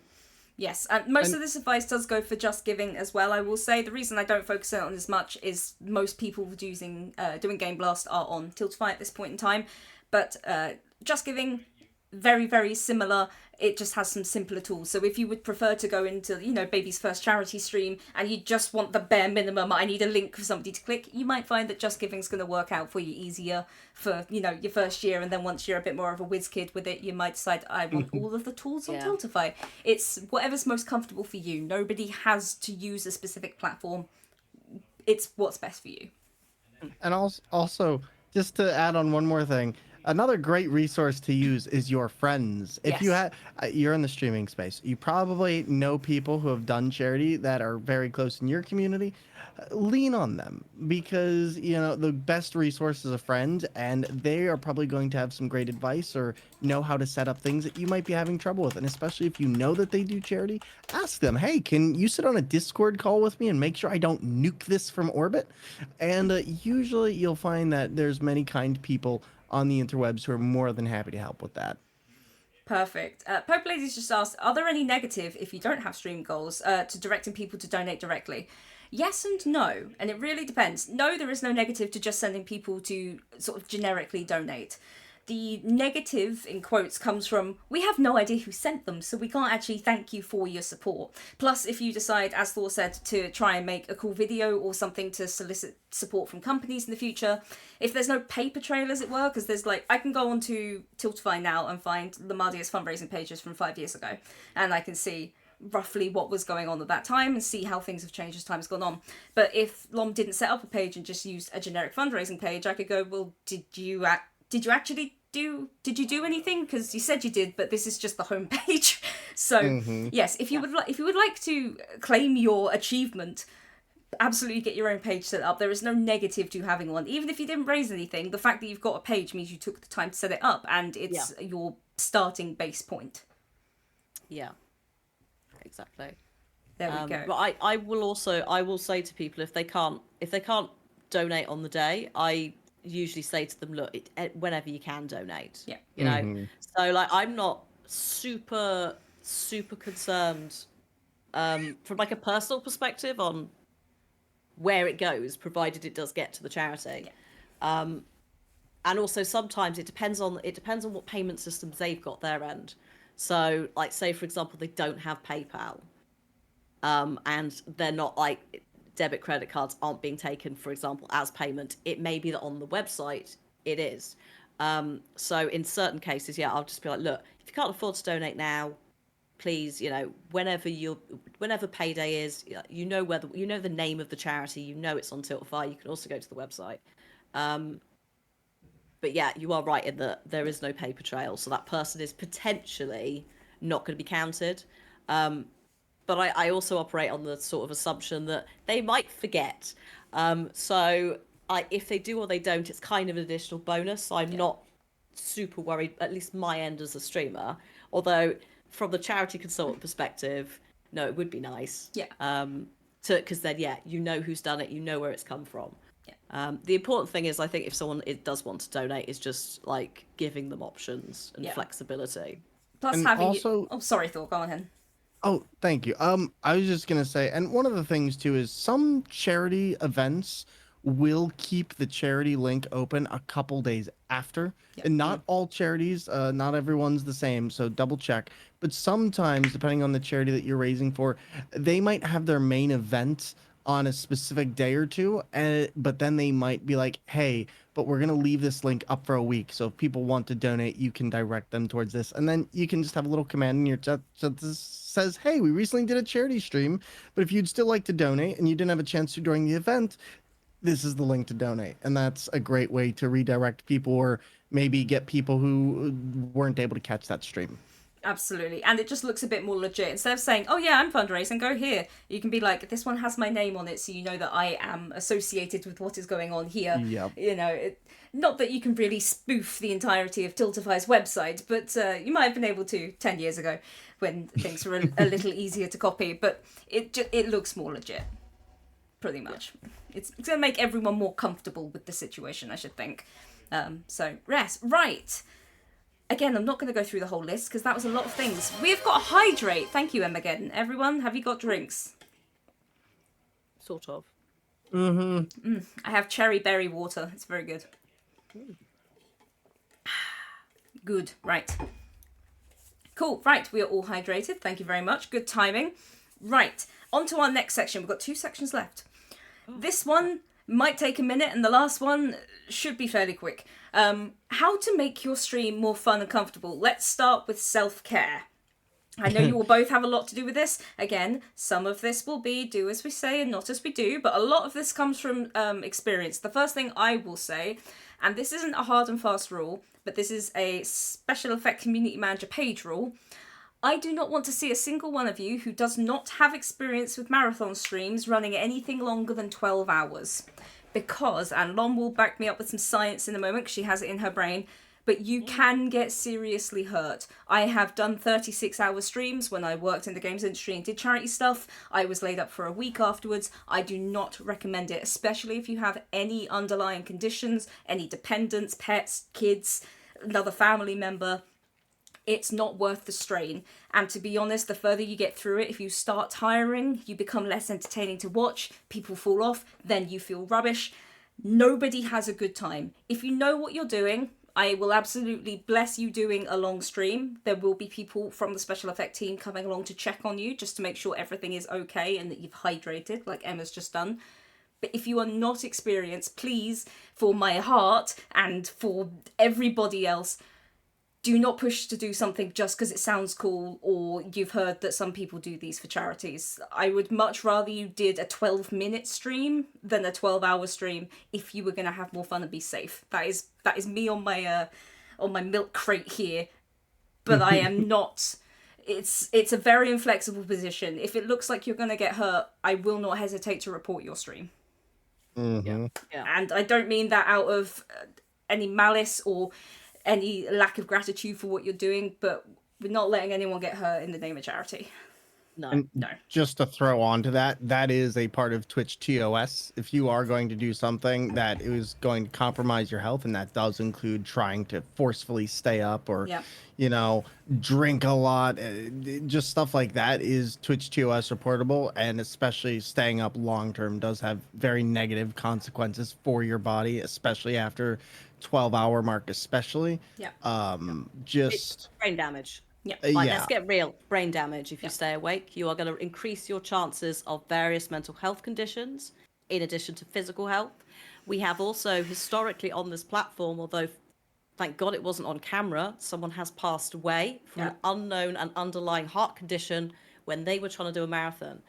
So there's multiple things of like, imagine if you're doing that for a charity and you become seriously injured or you pass away. That charity is basically liable.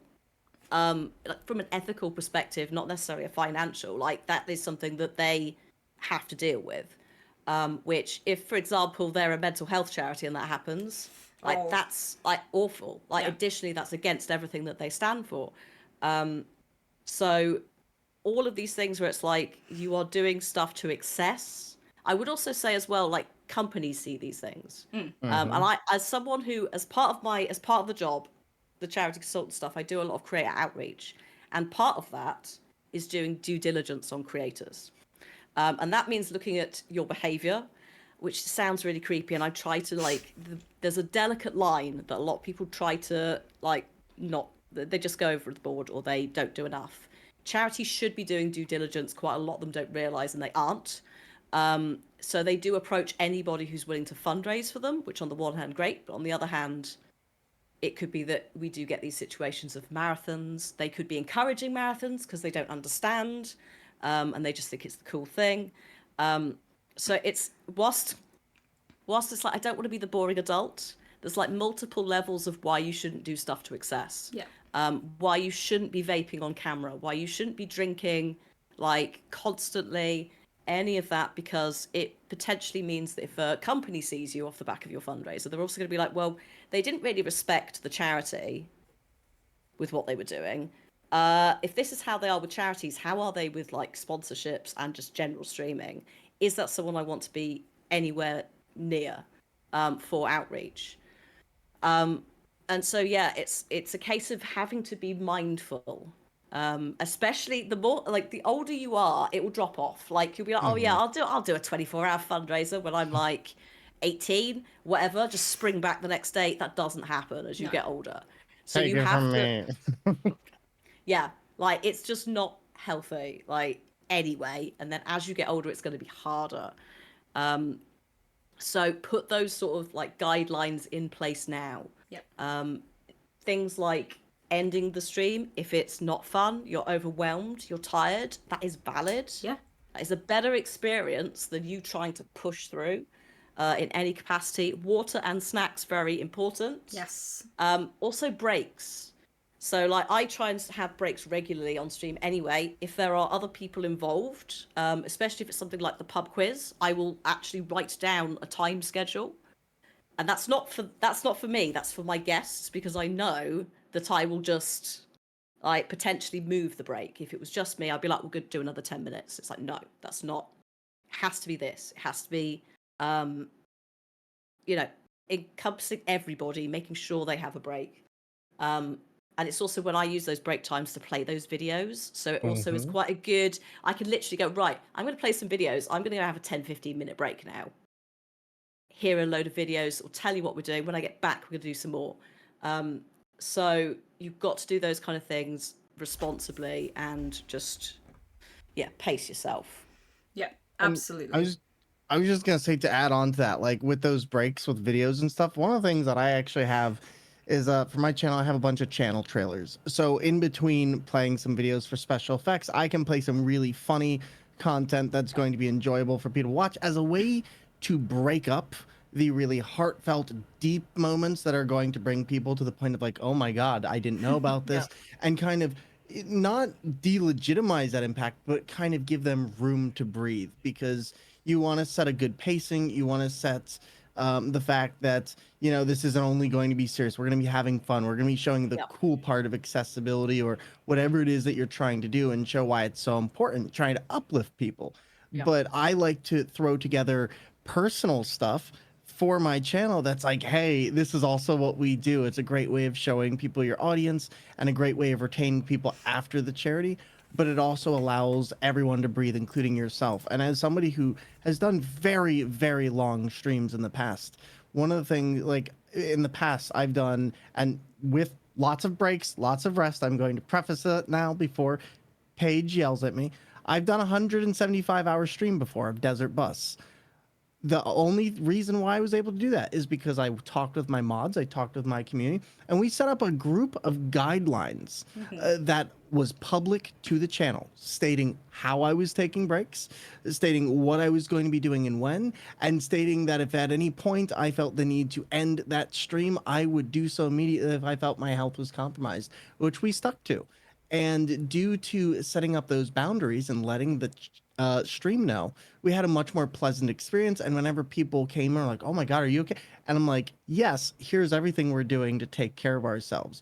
It's really important to let your community know, because if they see that you are not taking care of yourself, they will actually leave off. Like a lot of people get really, really upset when their favorite creators aren't taking care of themselves, and you will see them just leave the channel and never come back, and you might wonder why.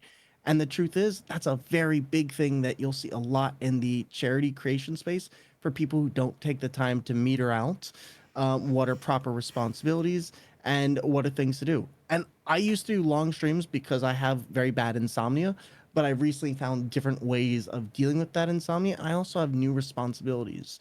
And so nowadays I cap my streams at 8 hours, but I used to go much longer. But I also, once again, had channel trailers, would take breaks to get food. And also, I know this seems like such a duh one, but you need to stand up and actually physically move. Otherwise, you can develop like clots and other issues with your legs and your back. That can be very serious long term. And like, I can't do the same kind of streams that I did back when I started when I was 26. I'm 31 now, and it is very hard for me as somebody who is 31 to have that same kind of energy and stamina. But also, do not do things like challenges that are going to physically hurt you. Like Yeah. I used to have like drinks of hot sauce for crazy stuff, and nowadays I don't do that because my body has changed. You say I don't like that. I can't do that. Find things that are maybe less offensive, like Bean Boozled. If you find that makes you throw up, don't do it. Don't do it. Don't put yourself in. You can have like playful, fun challenges, but don't do things that physically cause you pain, because that's going to put off your community. And that's also just not a great way to show people what they should be practicing. And that's one of the most important things about all of this is if you wouldn't want to see somebody else do it, why would you show it to your community? Take the time to practice what you preach and really show them what is the proper ethic, because a lot Yeah. of streamers and a lot of other people will be looking at you as to how should I plan my charities? How should I do this stuff? And you want to set a good example. Yep. Yeah. Like in the UK, we are technically and legally influencers, right? I know it's a bit of a term, especially in some areas, but it's like we are. At the end of the day, what you're doing and what you're like doing in your channel, what your community is seeing, is influencing them to some extent. So yeah, like being mindful. Also, with the quickly going back on the marathon, yeah, if you have things in place, if you have raid trains or like friends who can come in and do a shift, like that's the kind of thing where it's like, yes, absolutely, like self-care, putting those guidelines in place is the way to do it if you're going to do that. Yeah. Also, And hype raiders. Hi, hi Raiders. Raiders. Hello. And yeah, like talk to your mod team. Be like, hey, do any of you want to be on here? While I do this, I've seen many creators have like fun little shows where they'll just have their mods come in that they trust and play fun games that might interact with chat, and then that gives your community an entirely new perspective and a really great way of learning about them. Just set up boundaries about what's allowed and what not, because uh, the big thing is you are representing the charity and your mods are representing you. They're an extension of yourself, and anything that you put on that stream at that time should be a proper representation. Because like Loma said earlier, it is really, really important that you present yourself properly. And some charities do give you guidelines on this. Don't drink. Don't, like, if you're raising money for people who may have dealt with alcoholism or things like that, you don't want to drink during the stream. If you're raising Okay. money for kids, you don't want to be swearing. You don't want to be playing maybe like a horrific zombie game where somebody gets their face ripped off. Think about context, think about what it is you're doing, and also ask the charity, do you have a list of guidelines that I can follow as to things I'm allowed to do and not allowed to do? And believe me, that will stick with them, because Yeah. very few people do that. That will be Yeah, our last topic actually for this stream. Yeah. I will briefly say that a lot of charities in the space do not have those guidelines. If you ask them, they will panic. If just as a very quick example, currently work with a women's charity, and I'm trying to get them to gauge the level of violence in games, because obviously Lara Croft, quite an obvious game choice that I expect people will be like, oh, I'll play that for them. But like, she's in peril. There are guns. Is it acceptable? So like, sometimes they will just spiral and go, I don't know. I can't tell you. If they ever get to that sort of stage, a little sort of tip might be to ask them what they look for in like working with celebrities or companies. Because things like if they're not, weapons, FPS shooters, like we don't work with people who have connections to the military or army, you can sort of work out roughly how that would fit into maybe game genres. But if you're ever not sure and you're like, I don't actually genuinely know, the safest thing is to pick something that's quite family friendly. So that's again why I do Planet Zoo for quite a few things. And so forth. There's a weird exception to the rule around October because it's Halloween. Yeah. So like that's kind of where just it's a free for all for a lot of different people. But I would still, if you're going to do something at Halloween, be a little bit mindful with certain charities, because obviously the nature of horror games can be quite hardcore. So again, if you want to do something like that specifically for Halloween, reach out and go, can I play a horror game? And if not, there's an absolute buttload of witchy cozy games out there and things like that where you can find something. Yeah. And also, just to add on one thing, I put something in chat. There was a question about, isn't that common sense? Not a rude question at all, but I do want to touch on it. The reason I say there's no common sense is because there is no such thing as a common experience that everyone has experienced. You're going to have a lot of people from a lot of different backgrounds and a lot of different parts of the world working with you. And in this space, the rules are fast changing and ever growing. The space for now is completely different from the space as it was in 2012, 2011 for streaming and how charities work with content creators, influencers, so on and so forth. But you're never going to find that there's one common sense method that fits everything. It is different for each charity based on their needs and what they need and the questions that people like yourself may bring to them and ask about. And there's also going to be very acute situations that are going to be different from person to person in the way they present themselves. So new rules might get created, or new things may come up in games that are created with very specific situations that have never been approached anywhere else. Absolutely. So, before we run out of time, I will quickly go through some of SpecialEffects. Well, it's mostly a don'ts because if you don't do those, everything else is a do. So it's easier just to list the few things you should not do, and then everything else is fairly okay. But the one thing I will point out, especially having a UK based guest and an American based guest, is also think about where you are from. There are some terms in the American language colloquially which are not slurs, but in the UK they are. And it's simply a matter of maybe knowledge or not understanding, but it would be worth having a think about, are there any words you use that may not particularly work for the charity that you are trying to support? I'm not going to say any of them because that defeats the point of it being a word you shouldn't say. But Say ableist. there are some ableist terms. If you're looking at Special Effect, there are some ableist terms that if I heard, I would be like, oh my God, and then go, is this an education or is this somebody being a meanie? Yeah. It's things like that. So it's always brilliant to learn. But again, just be mindful with your charity. You wouldn't drink for a charity that's trying to stop people dying of alcoholism. You shouldn't say some ableist things when you're working with a charity that helps disabled folk. Or ideally in general. Or in general, yes, but Yes. specifically we're just talking Yes. about planning a stream here. In general, please don't say anything ableist. Like, that would be lovely.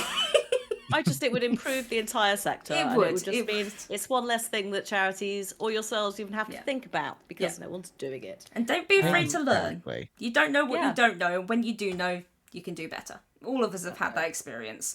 So, I will quickly go through. There's just a small list. I've just picked out a few, because around this time of year, planning for Game Blast, we do get quite a few questions. So I've gone through them and sort of picked out the few things. So, people have said, can I drink alcohol on a stream? Special Effects stance is, if you were to drink a cider while you were playing a video game, that is okay. If you are streaming with the intent to get drunk, not okay. If you are just enjoying your beverage, but you are not promoting that you are drinking an alcoholic beverage or doing any, like, if you donate, I will down the rest of this, absolutely okay. If you are simply enjoying it, fine. If you are making it a challenge or you are planning to get drunk, not fine. So there's pretty good line there.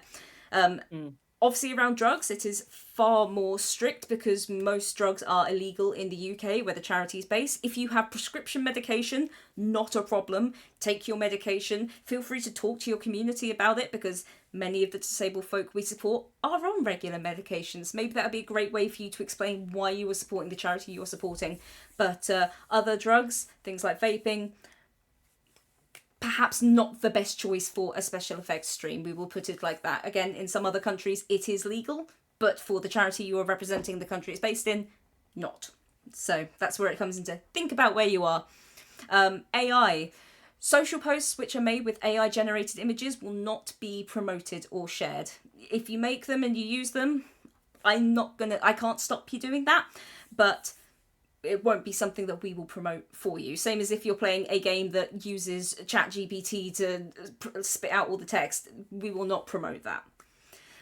Same as with various things happening around the world, to put it gently, seems we haven't content warning tagged this stream.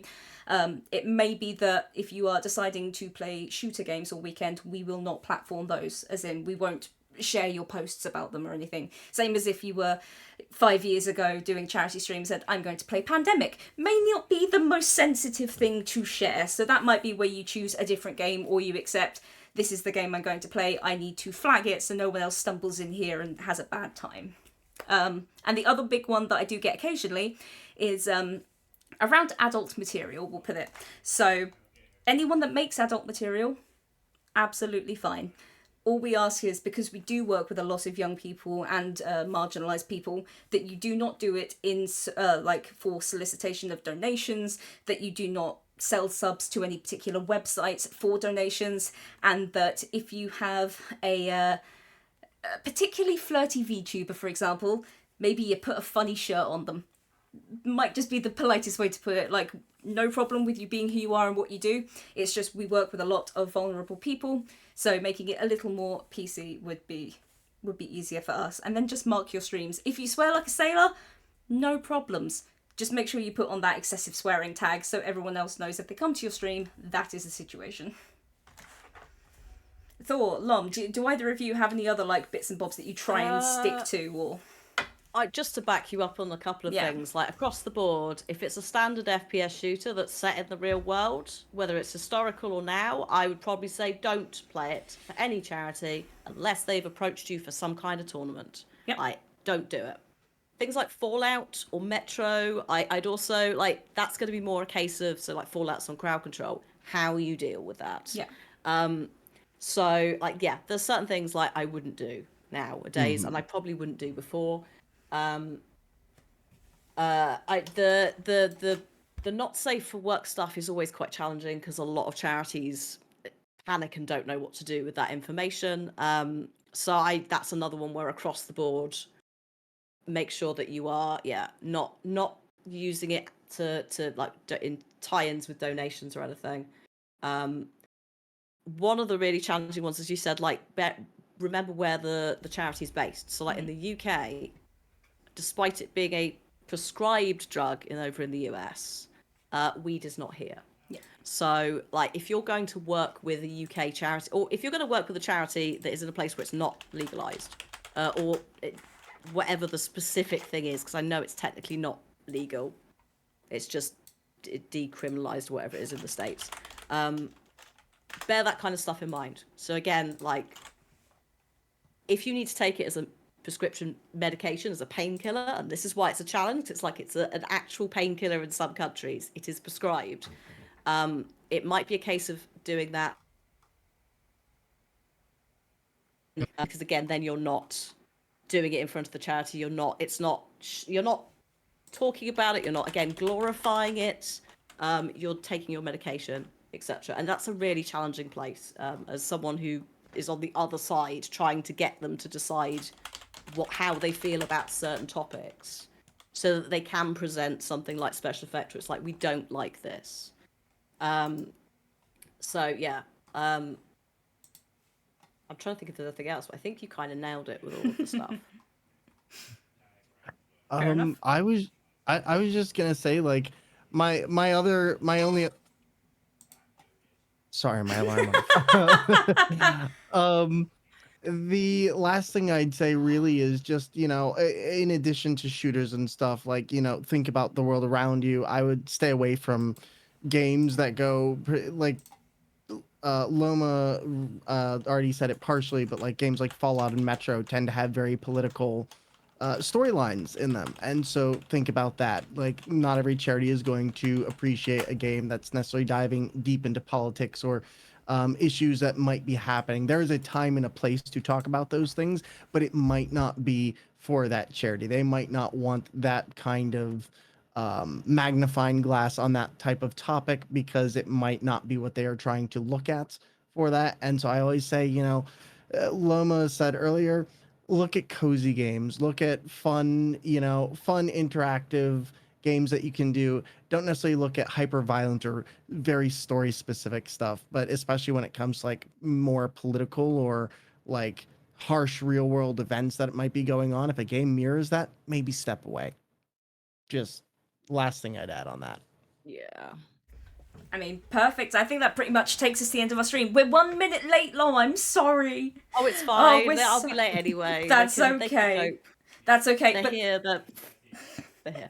thank you both so much for your time. And chat, thank you very much. What we're going to quickly do before we raid out, and I'll tell you who we're raiding in a moment, is I'm just going to let this shout out for Lom go through. Please do go and see Lom. Lom, if you'd just like to, I guess, reintroduce yourself, but for the exit. Yes, thank you so much for having me. It's been great to just talk at you about nonsense. When my two jobs align, it's great. So yeah, I am Hannah Lom or Lomadiah. I am firstly a variety gamer, streamer. Been doing this stuff for it's like 15 years now, which is depressing.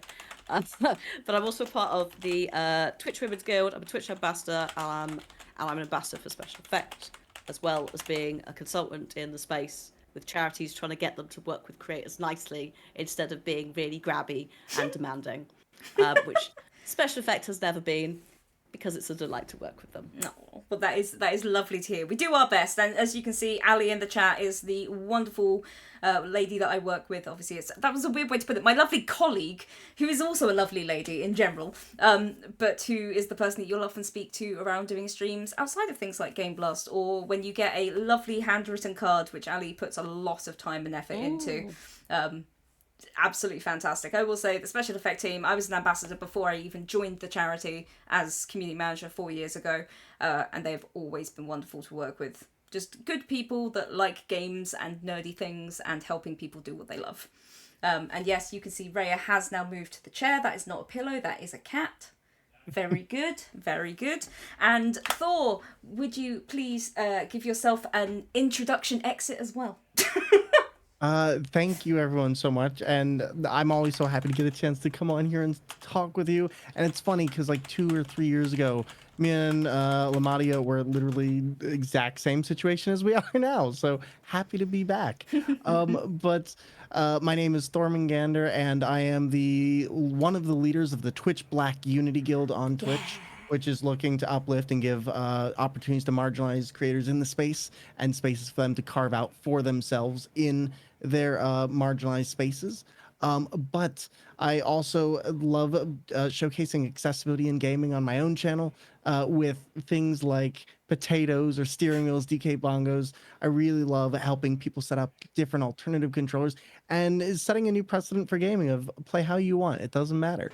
But if you ever want a nice, cozy ADHD community who likes to also prioritize mental health and neurodiversity, please stop on by. We'd love to have you. And I'm really happy to get a chance to see how much Game Blast has grown in the last couple of years. And thank you so much for letting me be a part of this. Thank you for being here. And intersectionality is incredibly important with any kind of marginalised group you're working with, because each marginalisation piles on top of each other and can make it harder and harder for people to access resources and access all these things. So thank you both for coming on here as representatives of different guilds. It is lovely to get to work with both of you, and hopefully we'll get to help all of the people play games, no matter who they are, where they're from, or their background, because everyone deserves to get to play.